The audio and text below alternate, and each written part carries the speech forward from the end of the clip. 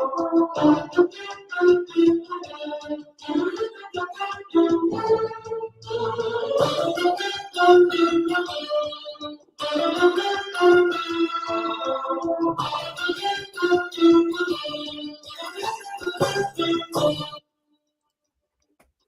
a suddenly not so casual 7-point sharp Sunday, it is NFL Week 11. It's Circa Millions, the show. It is Sunday, November 20th, 2022. It is Sharky Waters Nation, 9 words of lifestyle. Ride the wave or get out of the water. It is the Shark. It is the Gun. It is the Odds Fellow. Guns Picks. What's going on this morning, my brother? Man, feeling good on this beautiful Sunday morning. Week 11 NFL football. Man, is this season going really fast, but I feel like I'm going to kill the board today. I got a few picks for you that I don't just like, I love, and I can't wait to pass that information to y'all. Odds Fellow, what's going on this Sunday? Like you said, can't believe it's week 11. I got a little 5K coming up after the show. In case I disappear, these guys will take you home. But we're going to run a 5K, and then maybe we'll win 5K. Let's have a little fun. Let's go. Absolutely not waiting around. Top look of the board for the Gun. Shades on, hat on, fandom on, jersey not on. But we're going home team. We're going Gillette Stadium, Foxborough, Massachusetts. Divisional battle, a one-sided one at that. 14 consecutive Patriots wins. Guns Picks. Does this continue today? I think it does. I'm going with the Patriots here. I did get a -3. I think it's at a -3.5. I still think it's still appropriate to go and take the Patriots on this one. Listen, you got the New York Jets coming off a great win over the Buffalo Bills at home. Nice win, 20-17 as double-digit home dogs. They did have a bye week. They did have a week of rest after that into playing this Patriots team. Patriots also off a bye. Previous win, they actually smoked the Indianapolis Colts in full transition mode, 26-3 plus 82 net yard average. This is the second time these two teams have met in a month. The first matchup, 22-17 on the road. Even though the Patriots lost the net yardage battle, -99 net yards, they did win the turnover ratio on that one. So New England forced what they do strategically. If you actually look at the statistics, they basically are just forcing them to pass the ball. They want to give it to Zach Wilson. They want Zach Wilson to have to beat them and then control the run game. And that's what they did the last game. They did have over 300 yards passing in that game, but they were 20 for 41. So roughly just above 50, actually just under 50% pass completion, -2 turnover ratio, like I said. So that's how Bill Belichick is going to scheme this thing. He also does well versus, this is a good stat, against young quarterbacks in year 1 and 2 at home. He's 53-5 straight up in his tenure there as the New England Patriots coach. It's absolutely incredible what he does to young quarterbacks. And then also New England just owns the Jets historically, and I'm not going to buck that trend. They've won 14 straight games versus New Jersey, Dayton, New England. Well, let's get this right. New York Jets, dating back to 2015, 8-20 against the spread versus divisional opponents as well. So I'm not going to buck this trend. I know the Jets are kind of running a little bit hot here, but the Patriots have their number, and I'm not going to buck that trend. So I got it at -3. I like it at -3.5. Yeah, give it to me as 1.5 unit special. Anthony Latino, alignment, I believe. Yeah, and I got the 3.5. Be careful out there shopping for that 3.5, and this does matter long term, right? I've seen it at +100. I've seen it at -110. I've seen it at -115. So it's all over the place on different books, but I still do like it at 3.5. Maybe you go a half unit on that if you're not as comfortable with the hook. I'm not going to beat this up, but one other interesting trend here. Belichick, 31-10 against the spread when the total is under 40. 15-5-2 against the spread versus the Jets when favored by 8 or less. So there's even good ATS numbers, right, to back some of that, straight up dominance here. The one con, the flip side, we like to give you the counter narratives. It was a little weird where this line opened and has kind of stuck around because New England was a 3-point favorite when they beat the Jets on October 30th, not so long ago. So a way to not see this line move, I didn't love not getting the strength here. But overall, what Guns mentioned and just the offensive versus defensive matchup, the Jets without their top running back who did go down. Yes, they're motivated. Yes, they're feisty. But I think it's just too much pressure on Zach Wilson offensively, and that's not the way the Jets operate. Yeah, and I'm wearing a hat because I'm a fan. I was actually in Massachusetts. People don't know this. In the early 90s, Drew Bledsoe, Bill Parcells. I became a fan. Of course, I'm a New Yorker at heart, but I was there. So I love the team. And, of course, having numerous Super Bowl championships, the hat has worn itself well. And you know what has worn itself very well, as Gunn said, the Patriots against the Jets across all generations. It doesn't matter if it's Saleh, if it's Rex Ryan, if it's Rich Kotite back in the 90s. I mean, we go way back. Of course, that was before Belichick, checking my knowledge here. But, one thing that I think is super interesting about this game is that the Jets, uncannily, are 4-0 ATS on the road, and even more ridiculously, 4-0 straight up on the road. But I think a key point is all of those were out-of-division games. Obviously, this started off, and we've talked about this numerous times, with probably the biggest backdoor of the entire NFL season, week 2 at Cleveland, down 2 touchdowns late, got an onside kick, 2 touchdowns, walked it off, 31-30, ridiculous stuff. Did follow that up week 4, 24-20 at Pittsburgh, of course, beat Green Bay 27-10, and was a very surprising outcome at that point in week 6, and then beat the lackluster Denver Broncos 16-9 in a back-to-back sequence in week 7, Sunday, October 23rd. So you get a team on a heater, but you get a situational heater, no divisional games. New England, for whatever reason, is also 4-0 ATS on the road last 4. This is New England's first divisional home game. They do play Buffalo in 2 weeks, and they do play Miami on New Year's Day, Sunday, January 1st. So we are a little data deficient from both teams in the division. As Anthony said, the line does appear to be a little bit short. When you lay 3 on the road, it probably should come up to at least 6. We're not entirely sure if that matters. This is NFL football. We talk about it every week. It is condensed 60 minutes of fast-paced chaos. The line sometimes is not as important as it is in other sports. I wouldn't disagree with you guys here, though. I think the Patriots continue their upward movement. I think the Jets, as Guns mentioned, are just running too hot. Zach Wilson on the road. Bill Belichick will try to really pressure the passer and get that going today. So I agree with you guys emphatically. I'm not on it officially, as I mentioned before, not gambling on the NFL in any intense way. Next play, we're going to Indianapolis. Anthony Latino, an official.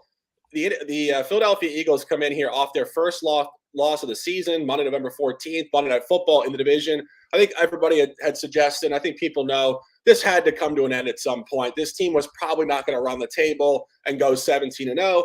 I don't know if people thought it was going to come against Washington necessarily, but nonetheless, it did. Now you get a chance to go on the road outside of the division against Jeff Saturday, home game 1 as a head coach. This was supposed to be a Nick Sirianni against his old head coach, Frank Reich. Frank Reich's gone. Jeff Saturday out of the ESPN booth on the sidelines. First half and a team total, 2 officials. Yeah, both in the first half here. I think does Lightning Saturday strike twice on a Sunday? I don't know. I do think people overblew, Jeff Saturday taking over. He, first order of business got Matty Ryan back in there, which was probably the right move. But look, I think the Eagles coming off a loss are going to be motivated. First half line minus 3.5. I'm on that at a half unit. And then the team total first half over 13.5. Again, look for that juice. I got it, at plus 110, but I saw it at minus 110 in other places too. Really this is an offense versus defense thing for me. First of all, Philadelphia is 7-2 to the over following a loss during the Jalen Hurts era. So, a good trend to get them moving upward here. You have a 3rd ranked DVOA offensive team in the Philadelphia Eagles versus the 14th ranked DVO defensive team, which you might say on paper, not that bad, middle of the pack, right? 14, not a terrible number. But keep in mind who Indianapolis has played in terms of an offensive, opponent here. Las Vegas, Denver, the Pats. I don't know if that was a Zappy game or a Mac Jones game, but the Pats overall not great offensively. Washington, and then they had 1 game against the Chiefs. So not great offenses besides that Chiefs game. I think you're going to get a little bit of a letdown here from them versus the upward movement of the Philadelphia Eagles. This game maybe does tighten up. I didn't want to lay the plus 6.5 or the minus 6.5 overall in the full game. I do lean over in the full game as well, just given some of the trends that we mentioned here. But I think overall, if you just target Philadelphia, you avoid any dud out of the Colts or any slowdown in the second half if this thing gets out of hand early. Yeah, I think when you look at this, the first half probably is the best look. As you mentioned, the game could get tight. This line is fairly short. Of course, out of conference, out of division. Yeah, the look-ahead line when this thing opened up was like 10 or 11. It dropped over the last week or so, I think. Okay. And staying course with that, however, you do look at a Philadelphia team who is 0-3 on the road, ATS, outside of the division. Their only cover came on the road at Washington in week 3. So this team is not running a clean sheet by any means outside of the division. And that could continue because I do think this team at 8-0, obviously prior to losing last week, they were not demolishing teams against the spread. They were getting by in very close margins. But I do think if you go back and we skip over the game against Houston, because of course that was on Thursday Night Football, so it's a slightly different environment. But if we go back to Sunday, October 9th, week 5 at Arizona, their last Sunday out of division road game, they did come out and cover the first half, did not cover the game, and really tried to give it away late. So I think there's some significant merit there. Guns Picks, any comments on this one, or should we keep it moving? I say we keep it moving. This is the game that was on my radar, but I wouldn't step in front of a Eagles team off a loss. That's all. Yeah, this game's not on my radar either. And I was worried that we just don't know how they bounce back off a loss because, of course, it was their first loss. So data deficient there to a certain degree. Staying course, Guns Picks. Detroit Lions on the road at +3. Out of division special. New York Giants, 7-2, 4-1 at home. Highly impressive stuff. And I think, we mentioned this constantly, but this league has completely flipped on its head. A lot of things that people thought were going to happen have not happened. A lot of teams that were supposed to be good are not good. And a lot of teams that were supposed to be fringe playoff, if not top of the draft style teams, all of a sudden they're sitting here looking at 7-2, 4-1. You're on the road team. Talk to me on this one. Yeah, typically I wouldn't recommend taking Detroit on the road, but I kind of like them in this spot here. Listen, they're coming off back-to-back divisional wins. They go and they beat Green Bay at home, and then they go on the road and beat the Chicago Bears in dramatic fashion. A good rushing Chicago Bears team, for that matter. Giants are also coming off a home win over the Houston Texans, 24-16, despite losing the net yards battle in that one, which is kind of shady in my opinion because I don't think the Texans are very good. They were -20 net yards for the game. Now, while the New York Giants have lost 2 games all season, they have a -24 net yard average and a +2 point differential. And I'm like, wow, that's just absolutely insanity that they could come out with so many victories with numbers like that. But looking at the key statistical samples and comparing these two teams, I look at last 4 games, I look at non-divisional home versus away splits. The numbers are virtually identical, excluding the point differential. So typically over time, I usually say, water usually settles up to its level eventually. And I think the New York Giants are kind of falling into this pattern right now. I just looking at how they played the Texans last week, granted, they did cover the spread. I just thought that the Texans had plenty of opportunities to go put it in the red zone and score, where if it was the Detroit Lions in a similar spot, I think they would be able to finish drives. Also, Detroit 10-3 against the spread versus NFC teams, 4-1 against the spread, following a straight up win. Maybe this Detroit team is getting, having a bunch of dramatic losses earlier in the season. Maybe a couple of them they could have won, but their defense just couldn't hold up. This is a Detroit team that's just a little bit too pesky for me. And you're getting plus money on the road versus a Giants team that I think is just due to regress here. So that's my take on this one. That's why I'm going to be taking the Detroit Lions +3, and it's a 1.5 unit play for me. Yeah, and as people know on Twitter, I posted this going back midweek. The only play that I've actually put a little of my own personal money on is the New York Giants. So disagreement here.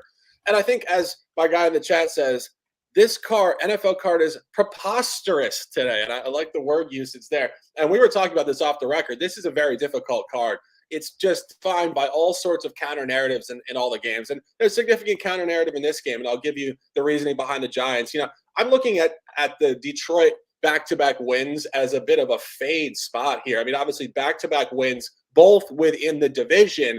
And we had talked about this last week. We had Detroit to beat Chicago in an over. We did go 2-0 in the picks in that game last week as a situational bye in the division where Chicago had owned them for a period of time. I believe Chicago had won 7 of 8 prior to last week. But that's the type of big-time high where when a team in the division kicks your ass over and over and over and over, you finally get there, and you get there on the road too, where Detroit has been terrible in this Dan Campbell era. Now to back it up, I think this team's a little too hot in the small window. And I also think if you go back to weeks 5 and 7, 2 out-of-division road games, 1 outdoors in the cold.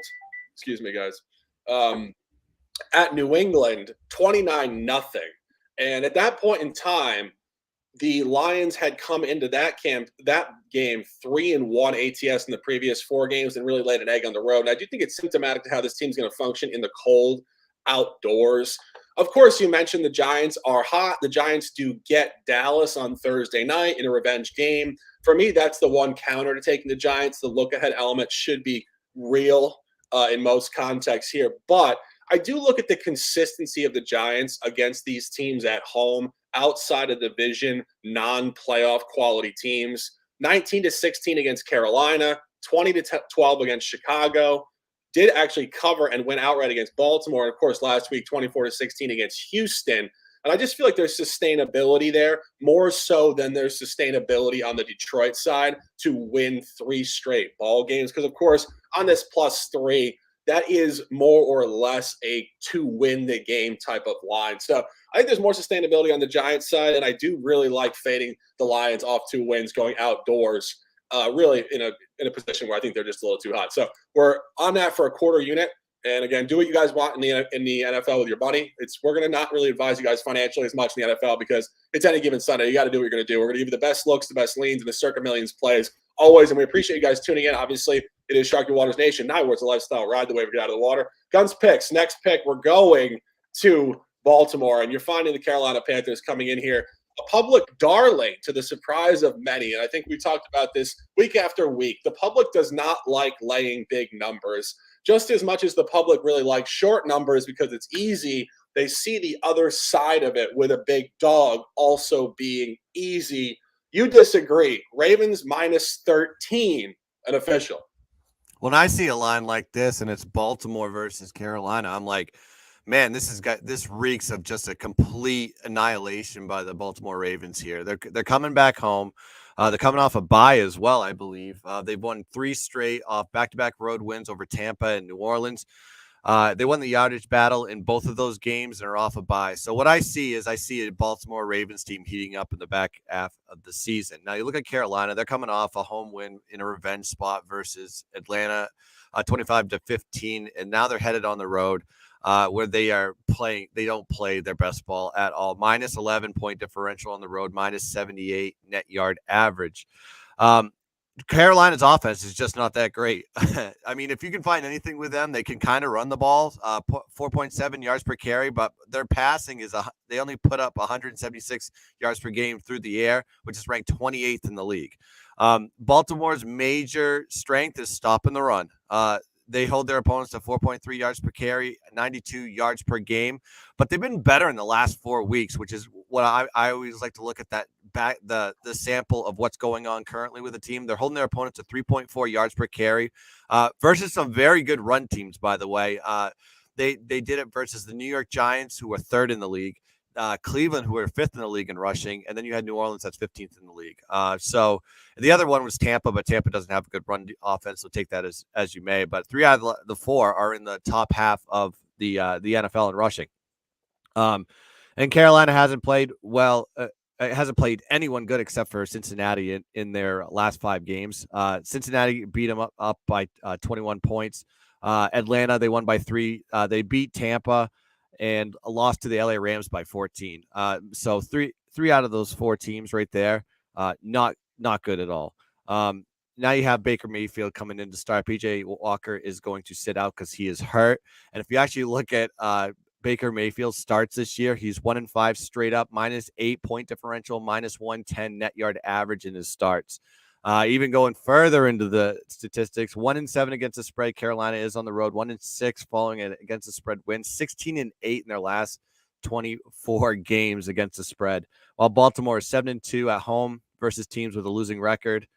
And I'm just loving this so much that I'm not even going to take them on the first half. I mean, Baltimore, you actually look at their first halves at home, Miami 28-7, Buffalo 20-10, Cincinnati 10-10, and Cleveland 13-10. So, I mean, divisional versus non-divisional, different dynamic there. And also look at Carolina versus the AFC North this year. They played Cleveland and Cincinnati. They were down by 10 at halftime versus Cleveland and down 35 to Cincinnati. So I like the first half on this one. I got it -7, and I also like the game -12.5. And it's a 2-unit special on the game and a 1 unit on the first half.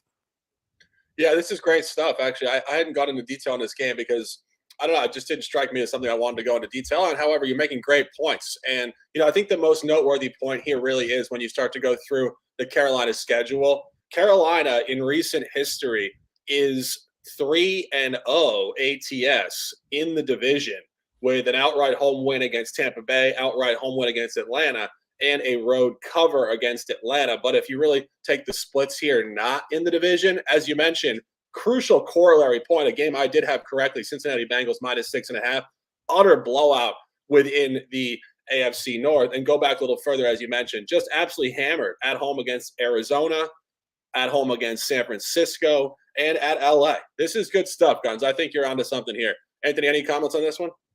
None. Let's keep it moving. Okay, next play. We're going to Atlanta.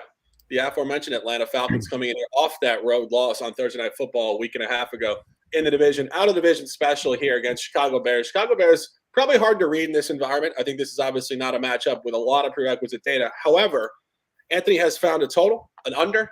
He loves totals. He loves unders. Talk to us. Love unders. Life's too short. Bet the under. But I think tough game. ATS. I could see either team here. You kind of got the stock 3. I don't even know if it moved to 2.5 or 3.5 at all. I could see either side pulling it out. These teams tend to shoot themselves in the foot, and both of them have lost some close games this year. Both probably more feisty than we expected, but both not that great on defense. So you'd think, well, that spells out, give me the over, right? But really what we see here, and I got a lot of this, from listening to Warren Sharp a little bit and then started digging into the angle. But similar styles of play, right? Probably not a lot of explosive plays. Both teams, especially Atlanta, want to run the ball. Even the Bears, right? Heavily focused rushing attack. Justin Fields being the primary there. Low-ranked passing attacks offensively. Bears come in with no Herbert for Chicago, so it's the Montgomery show. I do expect him to get back on track a little bit. But when you think about that style of play, right, and you combine that with how these teams play on third down, defensively and offensively, and perform on early downs in terms of success rates, I think you're going to get a lot of long, sustained drives. So what we need for the under here at a pretty high number at 48.5, so I'm under 48.5 -110, is you do need some of those long, sustained drive. You do need a couple to stall out. Maybe you get a missed field goal. Maybe you get some fourth down variance here. Maybe get some lack of red zone conversions. But realistically, again, if these teams are playing the game script that we expect them to do, you're going to get into a lot of third down and third down long situations.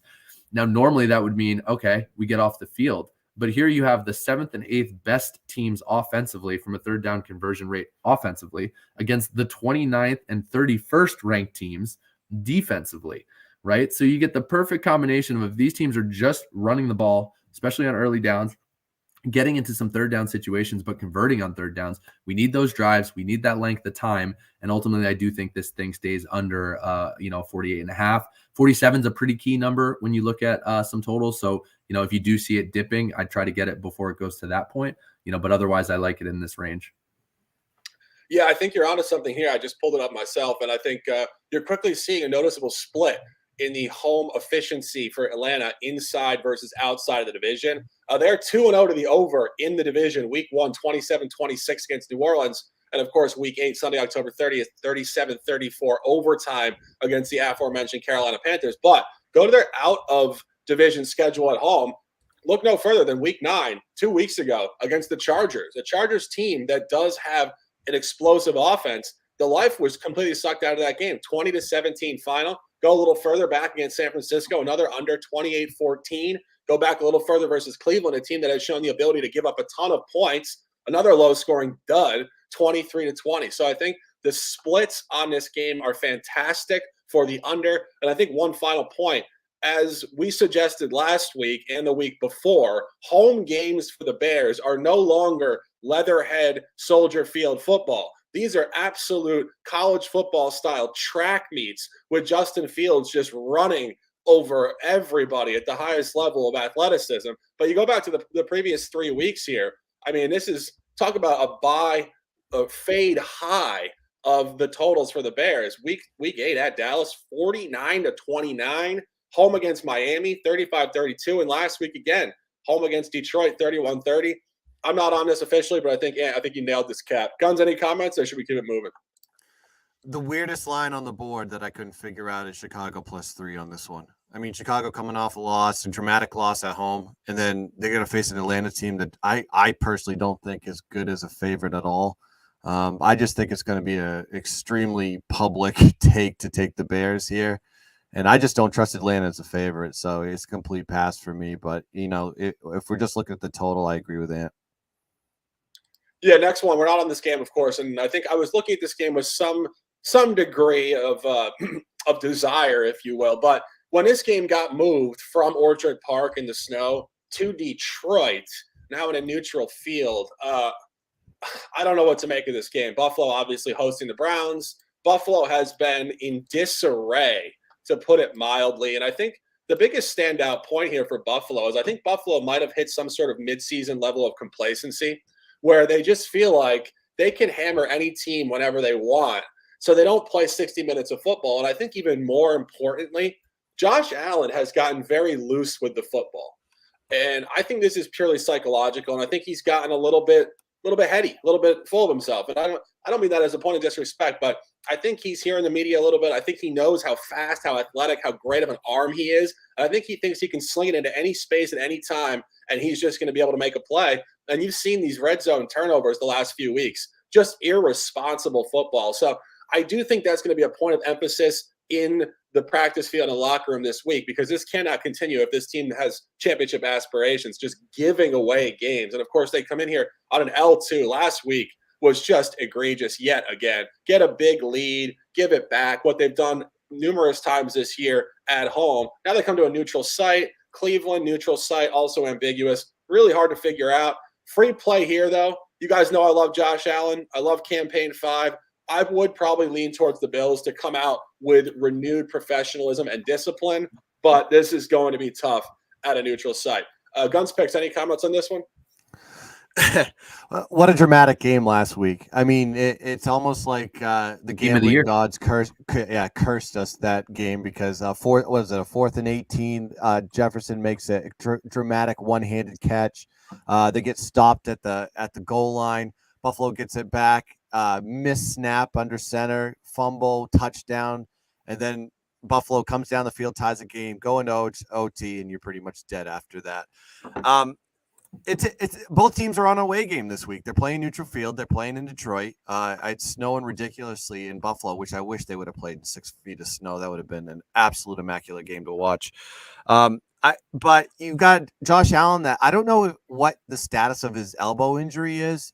That maybe is affecting his throws. I know he's kind of willy-nilly, like throwing elbow drops, tackling guys, and almost re-hurting his elbow like he did last week. I don't know if that's really affecting his velocity, his accuracy, or what have you. But you see back-to-back weeks that they lost, and I just don't know what the direction of this team is going here. If there's any lean that I have on this one is they're night and day between home versus away when they play on the road. And this is technically, like I said, a road game. They only put up 23 points per game on the road. Cleveland only puts up about 21. I have a small lean to the under on this one, but granted, they're playing in a dome, they're playing on carpet, maybe fast track for them. But Cleveland will want to run the ball, and there could be a bounce back for Buffalo, so maybe there's a lean there towards the Buffalo first half. But the strongest play, I think, and it almost made my board. I haven't made it official yet, but I like the under in that game. Yeah, and we're gonna keep it moving here. I want to make a couple comments on the Commanders at the Texans game very, very briefly. This game is very difficult to cap. Of course, you find the Commanders coming in here off a gigantic divisional win on Monday Night Football. Inherently, that's a letdown. This is a team that is categorically smoking hot right now, obviously coming out in the campaign 1-4. Since then, they are 4-0-1 ATS. Taylor Heineke getting the start today, I believe. Theoretically, you would want to fade this because they're too hot off a huge win, but you go to the other side of this game. Houston has been purely abysmal at home outside of the division. It's hard to buy either side of this game. This game definitely could come down to the wire. And we're going to go to 4 o'clock. We're going Anthony Latino. The Pittsburgh Steelers come in here in a revenge game. Excuse me, the Bengals come in here in a revenge game within the division. Of course, week 1 in Cincinnati, the Pittsburgh Steelers did win the game in overtime. Cincinnati revenge game. Steelers have been very good at home. This is their first divisional home game. Similar to what we said about the Patriots, this could be a new environment.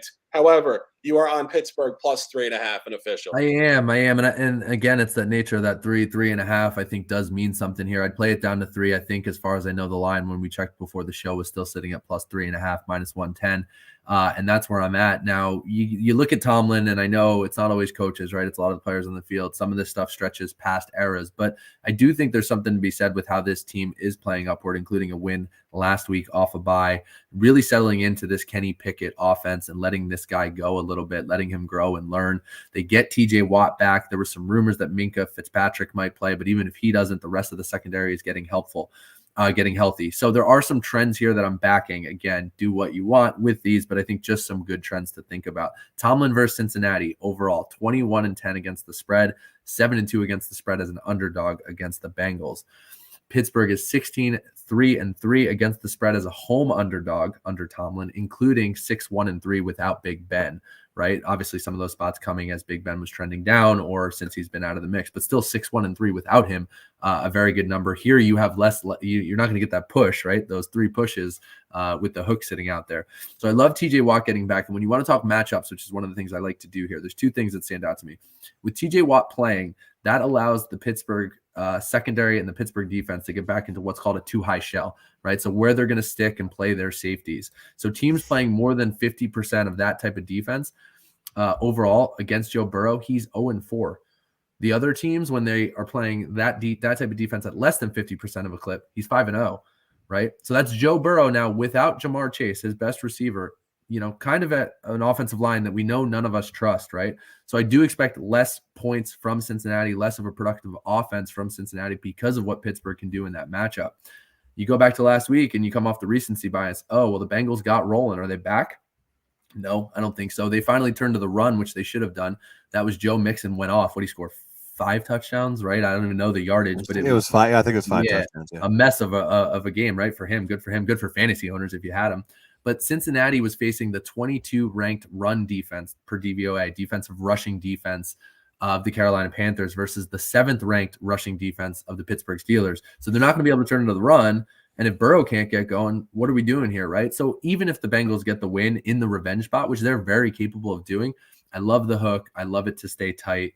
And that's the breakdown for why we like the Steelers. I do have one more official later, but I'm going to let these guys take it. I know I'm aligned with Shark, so he'll cover it for Sunday Night Football a little bit and get me the nod. But otherwise, I'm going to exit out as you guys break down this. But anything else on the Steelers? We like that? Guns? Yeah, I'm on the Steelers too. I got them at +4 last night. +3, like same thing though. Like +3, +3.5. Anything above the 3, you're in good shape. Cincinnati starting back-to-back road trips. This is the start of it. So they're going to Pitt on the road, and they underperform on the road. -1 point differential, -75 net yard averages on the road.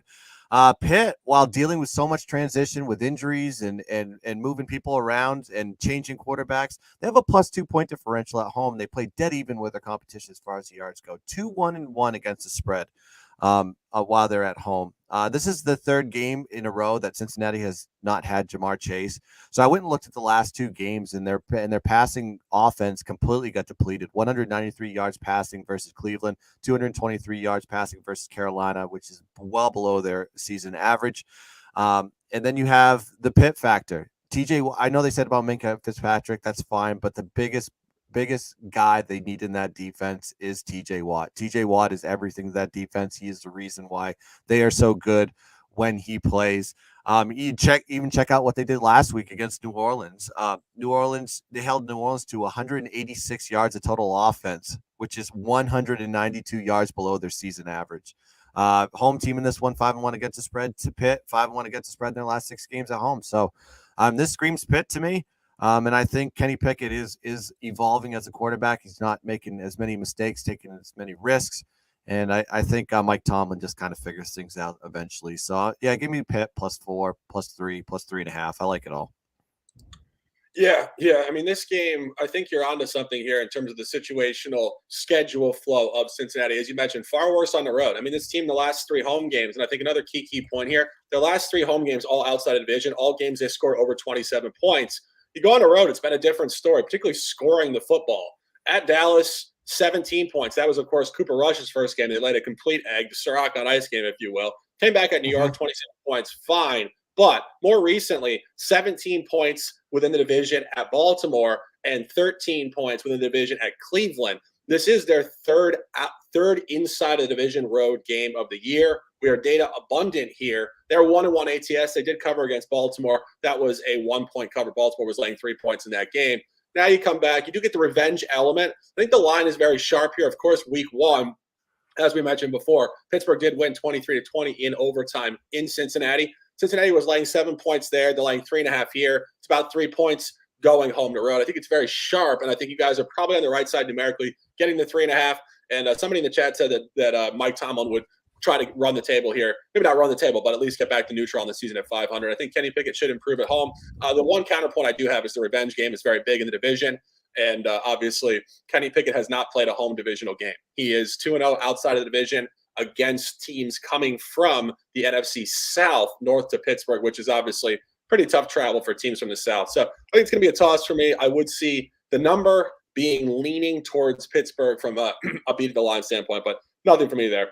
Next play, Guns. Dallas Cowboys on the road. Back-to-back scenarios off of a very, very difficult loss last week at Green Bay. Had a 28-14 point lead in the fourth quarter, gave it back. Not symptomatic of how this defense has performed all year. Obviously, Christian Watson got off on them. Really, his breakout game as a professional. Now they stay on the road. They stay in the northern part of the country at Minnesota. Minnesota coming in here off what you guys were talking about, really kind of like a Super Bowl game, a back and forth, crazy high scoring. The game took almost 4 hours, coming home off a gigantic high. I agree with you on this one. I'll throw it to you now. Dallas Cowboys -1.5 at official. It's one of my top plays this week. I'm going to be rolling with Dallas -1.5. I mean, they're coming off a tough road loss versus Green Bay, 31-28. They had a 28-14 lead in the fourth quarter and lost in overtime. Just completely deflating, but I think a bounce back is due over on this side. Dead even in the net yards on that game, by the way. Minnesota, we already talked about this in length. Coming off that big win, 33-30. So many outliers happened in that game. It's crazy to me that, from a statistical analytics standpoint, they should not have won that game. They had to have been less than 1% at one point in that game, especially at that 4th and 18. But I digress. Let's talk about Minnesota. They play at home. They are a pretty good home team, plus 9 point differential, plus 45 net yard average. But look who they've done it against versus but looking into it versus non-divisional opponents, they are plus 1 point differential, minus 67 net yard average. So most of the damage that they've done at home is more in division than it is outside of the division. So take that with a grain of salt. I know they have very good statistics at home, but they haven't done it versus non-divisional opponents. Dallas will look to air it out here versus Minnesota. Their defense is ranked 29th in pass defense. They give up 263 yards per game, 68.4 pass completion rate, and 7.9 yards per attempt to their opponents. So Dallas can pass the ball. They have the weapons, they have the receivers, and they have the quarterback that can sling it. So Minnesota likes to pass as well. But Dallas's pass defense is one of the top ones in the league. They only give up 5.8 yards per attempt, 5th in the NFL, 181 yards per game to their opponents, which is 3rd in the NFL, and they have a 12.5% sack rate, which is number 1 in the NFL. So they can put pressure on the quarterback.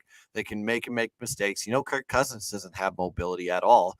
So I think it's going to be one of those situations that you're going to have Dallas bouncing back in the spot. Also, Dallas 10-3 against the spread on road games, 4-0 against the spread after a straight up and against the spread loss.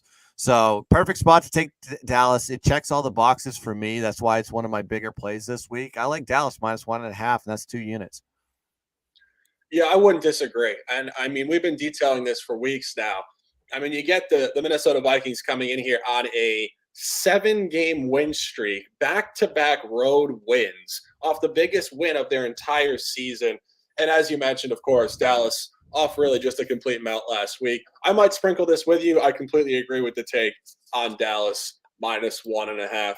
Final game of the 4 o'clock slate. This game for me is just an absolute blind dart when you find the Raiders playing the Broncos. I mean, both teams are so far below expectations. Both teams have been unprofessional on both sides of the ball. Both teams have been unable to play a full 60 minutes of football. Both teams have sketchy quarterback issues, bad personnel issues, new coaches that are not working out. Guns, you have anything on this one? Denver -3. I'd much rather just drive over to the casino and shoot some dice than bet a game like this. This is one of the worst games I've seen in some time in the NFL to try to cap. Trying to pick this game reminds me of that South Park clip where they have the election with a douche and a turd sandwich, and that's basically what you're doing when you're picking this game. Yeah, you have just the Raiders are just absolutely bad.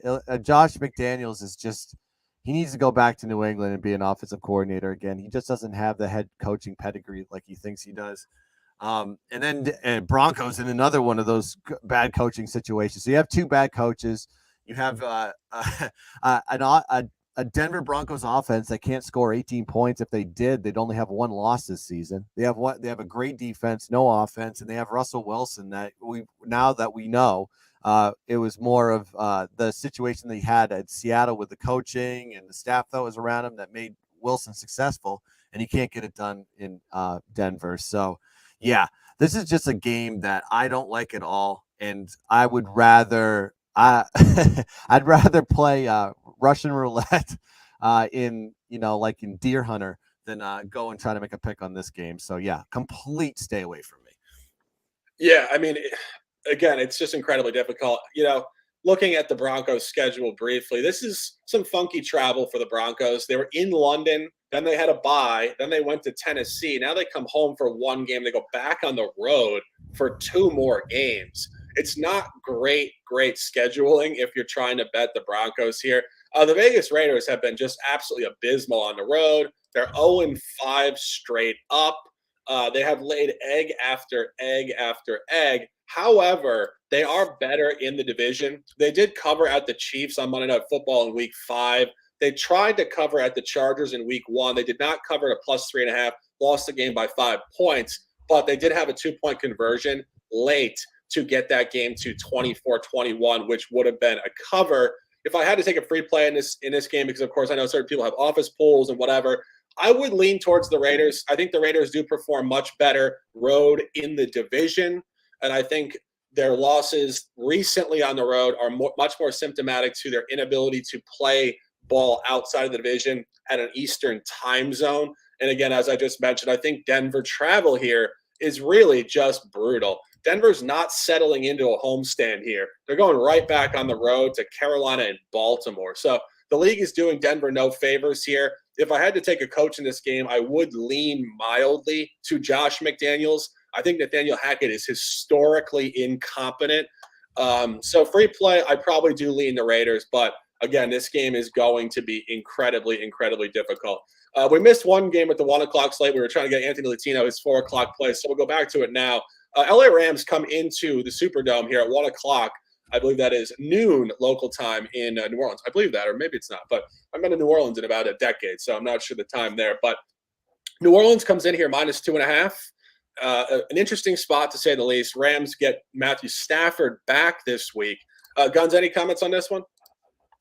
Yeah, it almost made my board. I mean, if I had a 6 pick on this one, I'd probably take the Saints. Yeah, I mean, the Raiders lost 3 straight games, 5 out of the last 6. They're banged up all over the place on that team. Awful campaign after winning the Super Bowl. They're off a home loss versus Arizona 27-17 in the backup QB Bowl. And then you have New Orleans coming off back-to-back losses, Baltimore at home, and then Pitt on the road last week, 20-10, losing the net yards in both of those games. But I think the Rams are just in a worse spot in this situation. -3 point differential on the road, -71 net yard average. New Orleans at home has a 0 point differential, but a +50 net yard average. So there is an edge there with taking New Orleans as a short favorite. Also, Rams are going to be without Cooper Kupp, and I know Stafford is back this week. From I guess he was in concussion protocol. But that's his crutch. If you ever watch third down and short, he's always looking for Cooper Kupp all the time. So it's going to be an interesting dynamic to see how that team deals with him being out of the lineup today. And I just think New Orleans needs to win a little bit more than I think the Rams are almost given up here. 2-8-1 against the spread in their last 11 games. So if you're going to be taking the Rams, you're going to be taking it. It's a little bit dangerous here.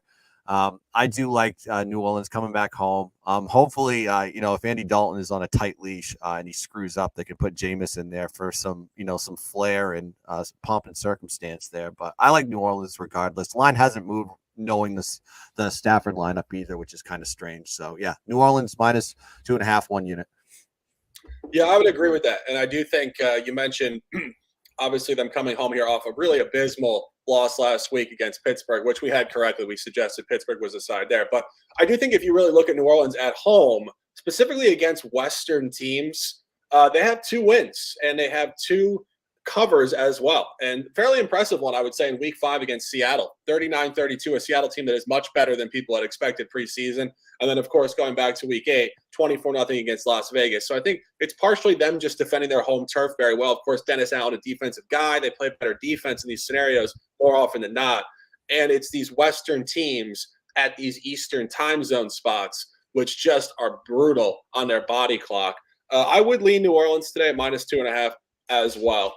Final play on the card. We're going late night, and it is going to be a battle out there in LA. I keep saying San Diego, but San Diego Chargers come back. Revenge game in the division. A lot to look at here. Anthony Latino, of course, left us. He said he has the Chargers officially at plus 5.5. Chiefs have been very, very good on the road. Chiefs have been specifically very good on the road against the NFC. We've discussed that numerous times. Over 40 points. All 3 games at the NFC, the opener at Arizona, at Tampa Bay, and at San Francisco. A divisional game. Justin Herbert and the boys play this team tough almost every single time they step on the field. Guns Picks, any comments on this one? I was going to look at the total on this one. This is one of those games where when you look at Kansas City, they don't play as well as they do at home as they do on the road. They put up a ton of points when they're on the road. I mean, you actually look at their road games this year. Arizona, they put up 44 points. Tampa, they put up 41. The outlier is Indianapolis Colts, but if you actually look at that spot, I think we had that right. We took Indianapolis, and it was basically a complete sandwich effect on that game for the Chiefs. And then they beat up San Francisco, a good defense. They put up 44 points against them. So on the road, this team is really different. However, they're playing a divisional opponent in a revenge spot. I know LA Chargers got the backdoor cover at the end there. And I think that's where the origin of the rib injury occurred in that game as well. So for Justin Herbert, but you look at the Swiss, they averaged 37 points per game on the road, and I think this is more geared towards the over in this situation. I just think this is where Kansas City just scores a buttload of points, and it'll be a back and forth type situation here with the Chargers. Divisional game. But that's the way I would go with it. I'm going to stay away from the side, probably lean towards the over.